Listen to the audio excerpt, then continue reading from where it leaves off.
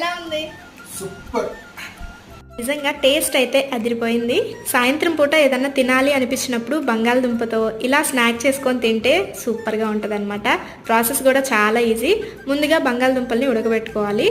అవి ఉడికేలోపు కోటింగ్ కోసం bread crumbs చేసి పక్కన పెట్టుకోవాలి. దాంతోపాటు మైదా, కొంచెం కార్న్ఫ్లోర్ వేసి కొంచెం నీళ్లు పోసి అది కూడా చేసి పక్కన పెట్టేసుకోవాలన్నమాట.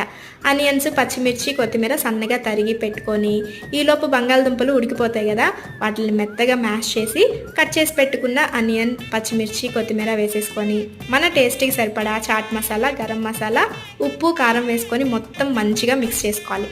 ఇలా మిక్స్ చేసుకున్న పొటాటో మ్యాష్ని మంచిగా ఫింగర్స్ లాగా చేసి పెట్టుకోవాలి. మన ఇష్టం ఏ షేప్లో అయినా చేసుకోవచ్చు. ఇలా చేసి పెట్టుకున్న వాటిని కార్న్ఫ్లోర్లో డిప్ చేసి ఆ తర్వాత పైన బ్రెడ్ క్రమ్స్తో కోట్ చేసుకొని షాలో ఫ్రై చేసుకుంటే క్రిస్పీగా ఉండే పొటాటో ఫ్రైస్ రెడీ అయిపోతాయి. చాలా టేస్టీగా ఉంటుంది. ట్రై చేసి ఎలా ఉందో కమెంట్ చేయండి. Thank you.